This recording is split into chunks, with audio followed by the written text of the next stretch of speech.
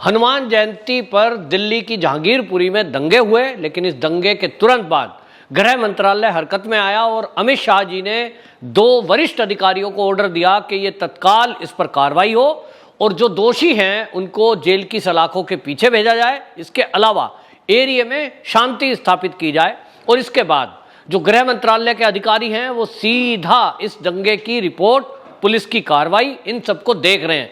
इसी के चलते आपको बता दूं कि जो राकेश अस्थाना दिल्ली पुलिस के कमिश्नर हैं, उन्होंने बाकायदा इसकी कमान संभाली है और ये मामला क्राइम ब्रांच को ट्रांसफर कर दिया। क्राइम ब्रांच ने भी आगे 10 टीमों को गठन किया है और 10 टीम पूरे एरिया के इस दंगे की सीसीटीवी फुटेज, जो लोगों से वीडियोज आ रही हैं वो, और चश्मदीदों गवाहों के आधार पर कार्रवाई करने में लगी हुई है। जो मुख्य आरोपी है उसको गिरफ्तार कर लिया गया है और जिस व्यक्ति ने पुलिस के सब इंस्पेक्टर पर गोली चलाई थी वो भी गिरफ्तार कर लिया गया है। और आपको बता दें, जो ये सोनू चिकना और सलीम चिकना, ये 2 भाई हैं जिनके बारे में अभी तक जो प्रथम दृष्टया बात बताई जा रही है कि ये पश्चिम बंगाल नहीं बांग्लादेश के रहने वाले हैं। हालांकि उनके परिवार में उनकी मां है जिसने कहा कि हम तो कलकत्ता के हल्दिया के रहने वाले हैं। पुलिस इसकी भी जांच कर रही है कि वो वाकई में पश्चिम बंगाल के रहने वाले हैं या वो बांग्लादेशी घुसपैठिए हैं, जिनकी जो लोकल लोग हैं वो कहते हैं कि ये कुछ साल पहले ही यहाँ आए हैं, जिनके ऊपर शक है। और आप समझिए कि इन्होंने पुलिस के जो सब इंस्पेक्टर थे मेधालाल मीणा, उनके ऊपर सीधा गोली चलाई थी, जो गोली उनको लगी है। और इसी के कारण से इस पूरे दंगे में कई गंभीर धाराओं में केस दर्ज किया गया। जो सोनू चिकना है उसको पुलिस ने गिरफ्तार कर लिया, सलीम चिकना इसको भी गिरफ्तार कर लिया है। लेकिन पुलिस जब उसकी वाइफ से बात करने गई तो पत्नी से बात कर रही थी, इसी बीच छतों से पथराव होने लगा और एक बार फिर से अफरा तफरी का माहौल हुआ। लेकिन पुलिस वालों ने बड़ी कुशलता से वहां से बचकर अपनी जान बचाई। सवाल अब ये उठ रहा है कि इस पूरी साजिश के पीछे क्या कोई बाहरी ताकतें थी, यानी इसकी कोई साजिश रची गई? क्योंकि जिस तरह से देश में कई जगह रामनवमी के दिन हमले हुए, उसके बाद हनुमान जयंती पे हमले हुए, यहां तक कि उत्तराखंड जो हमेशा शांत रहता था वहां भी रुड़की में जिस तरह से हनुमान जयंती पर पथराव हुआ है उसको लेकर के वहां तनाव है। तो सवाल ये उठ रहा है पूरे देश में कि क्या कोई ये एक साजिश है?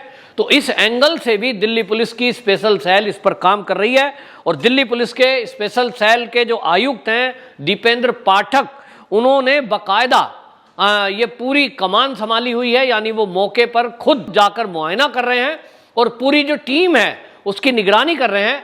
इलेक्ट्रॉनिक सर्विलेंस जुटाए जा रहे हैं, फोरेंसिक टीम वहां भेजी गई है ताकि कोर्ट में जाकर पुख्ता तौर पर सबूत वहां पेश किए जा सकें। और जिस तरह से वहां तलवारों का प्रयोग हुआ, जिस तरह से वहां पथराव हुआ, जिस तरह से वहां गोली चली, जो सोनू चिकला सलीम चिकना है, इनकी मां क्या कह रही हैं मीडिया से बात करते हुए, उन्होंने कहा मेरे बेटे को तो वैसे ही पकड़ लिया, उसको तो किसी ने रिवॉल्वर ला के दे दी तो उसने डराने के लिए गोली चलाई। अब वो वीडियो सामने है और पत्रकार ने जब सोनू चिकना की मां से पूछा कि ये आप ही का बेटा है जो गोली चला रहा है, ये जो सलीम है ये आप ही का बेटा है, मानती है। ले और क्या कह रही है, ये तो 5 टाइम का नमाजी है। तो इसका मतलब ये हुआ कि 5 टाइम का नमाजी है तो भी इतना गंभीर अपराध कर सकता है। तो ये एक चीज देखने में आ रही है, ये धार्मिक उन्माद फैलाना, इसके पीछे कौन लोग थे? इस सारे एंगल पर पुलिस की टीम दिन रात काम कर रही है। उस एरिया के जो फोन कॉल हैं उनको खंगाला जा रहा है और यह भी पता लगाया जा रहा है कि क्या ये एक सुनियोजित दंगा था जिसकी स्क्रिप्ट कहीं और लिखी गई। क्योंकि इस मामले में धार्मिक गुरुओं की भी कुछ बयान सामने आए हैं जिन्होंने कहा कि मुकाबला करना है और मुकाबला करिए। और यहाँ आपको एक और बात बताऊं, इस दंगे की जांच में जो टीम लगी हुई है, जैसा कि मैंने नाम लिया दीपेंद्र पाठक, वो दीपेंद्र पाठक जो स्पेशल सेल के आयुक्त हैं, दिल्ली पुलिस के स्पेशल आयुक्त दीपेंद्र पाठक ये बता रहे हैं कि जो एक अफवाह फैलाई गई इस दंगे से पहले, ये कहा गया कि ये जो जुलूस निकल रहा था, इस जुलूस वालों ने पहले एक मस्जिद के बाहर झंडा लगाने की कोशिश की, हनुमान का जो ध्वजा होती है, और उसके बाद दंगे फैल गए। इस बात को लेकर जब पत्रकारों ने जो दिल्ली पुलिस कमिश्नर हैं राकेश अस्थाना, उनसे सवाल किया कि ये इस तरह की बातें सामने आ रही हैं कि दंगे की शुरुआत एक झंडे को लेकर हुई जो मस्जिद के ऊपर कुछ लोगों ने लगाया, उन्होंने कहा कि नहीं, बिल्कुल गलत है, हमारे पास पूरी उसके पुख्ता जानकारी है। और क्योंकि फोर्स प्रोवाइड कराई गई थी, पुलिस का भारी बल इस पूरे जुलूस जो निकल रहा था हनुमान जयंती का, इसके चारों तरफ थी। उसमें से जो पुलिस वाले हैं वो बाकायदा वीडियोग्राफी भी एरिया की कर रहे थे।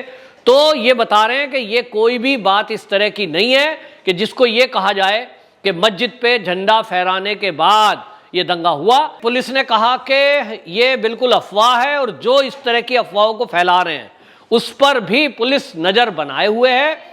ऐसे लोगों को गिरफ्तार किया जाएगा कि जो झूठी अफवाह फैला रहे हैं, क्योंकि ये जो हनुमान जयंती पर जो ग्रुप था उसको चारों तरफ से पुलिस प्रोटेक्शन थी और बड़े आराम से जा रहे थे, लेकिन वहां पर किसी बात को लेकर विवाद केवल इस बात को लेकर हुआ कि जो डीजे चल रहा था उस डीजे को उन्होंने कहा कि इसको बंद करिए। मस्जिद के सामने से जय श्री राम का उद्घोष या जय श्री राम और हनुमान के भजन ये नहीं चलाने दिए जाएंगे। इसको लेकर के जो हनुमान भक्त थे उन्होंने कहा कि हम जो ये हनुमान की जो जयकारे लग रहे हैं या जो हनुमान जी के भजन चल रहे हैं इनको बंद नहीं करेंगे। बस यहीं से विवाद शुरू हुआ और इस विवाद के शुरुआत में ये जो सलीम है इसने सबसे पहले यहाँ पर बवाल शुरू कर दिया और इसी में पथराव शुरू हो गया।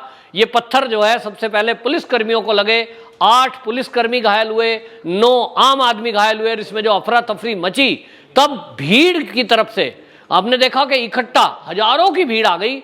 अब यह भी एक बात है कि 1000 की संख्या में भीड़ का आना, जिनके हाथों में रोड हैं, डंडे हैं, पत्थर हैं, तलवारें हैं, ये कैसे आ गई? 1000 भीड़ को एक साथ लाना ये संभव नहीं है कि आपने तुरंत कोई मैसेज दिया है और लोग तलवार डंडे लेकर के आ गए हों। इसके पीछे पहले ही कोई तैयारी है और इसलिए दिल्ली पुलिस के जो सूत्र हैं वो भी ये कह रहे हैं कि अभी हम किसी नतीजे पर नहीं पहुंचना चाह रहे हैं, अभी जांच चल रही है। बांग्लादेशी जो घुसपैठी हैं उनका कितना रोल है ये भी एंगल देखा जा रहा है और इसलिए अभी कोई डिक्लेयर जांच के बारे में कमिश्नर साहब ने नहीं कहा है। उन्होंने कहा कि पहले हम पूरे पुख्ता सबूत जुटाएंगे, लोगों को गिरफ्तार किया जा रहा है, उनको रिमांड पे लिया जा रहा है, पूरी रिपोर्ट बनाने के बाद हम मीडिया में इस बारे में खुलासा करेंगे कि इसके पीछे कौन लोग थे। लेकिन गृह मंत्री अमित शाह जी के द्वारा डायरेक्ट इस सारी चीज को देखना यह बता रहा है कि कितनी गंभीरता से दिल्ली के इन दंगों को गृह मंत्रालय या अमित शाह ले रहे हैं और लेने की जरूरत भी है, क्योंकि हमने देखा कि इसी दिल्ली में अमित शाह जी के रहते हुए ही सीएए के विरोध के टाइम पे दंगे हुए थे और उस टाइम भी दिल्ली में जो ईस्ट दिल्ली का एरिया है वहां लूट हुई, आगाजनी हुई, हत्या हुई और गोलीबारी हुई। इसी तरह गुलेल बनाई गई, छतों पे रखी गई, एसिड बम तैयार किए गए। और सवाल तो यह भी है कि दिल्ली जैसे शहर में जहां नीट एंड क्लीन एरिया रहता है वहां पत्थर कैसे आ जाते हैं? तो ये पत्थर सुनियोजित तरीके से बोरियों में भर के छतों पे रखे गए हैं। मोदी जी ने एक बात बोली थी जब शाहीन बाग बने हुए थे कि शाहीन बाग एक प्रयोगशाला है, ये एक प्रयोग है। इसी तरह की बातें अब निकलकर सामने आ रही हैं कि रामनवमी हो या हनुमान जयंती, ये दंगे एक प्रयोग तो नहीं है, कहीं इनके पीछे कोई एक पूरी और तो तैयारी नहीं है। इन सारे मामलों की गंभीरता को देखते हुए गृह मंत्रालय अलर्ट पर है और जितने भी देश के अंदर दंगे रामनवमी से लेकर हनुमान जयंती दोनों दिवस के ऊपर हुए हैं, इन सबकी रिपोर्ट एक साथ मंगाकर एक वृहद रिपोर्ट तैयार की जा रही है गृह मंत्रालय के द्वारा। उसके बाद कोई बड़ा एक्शन गृह मंत्रालय की तरफ से होगा ऐसा माना जा रहा है।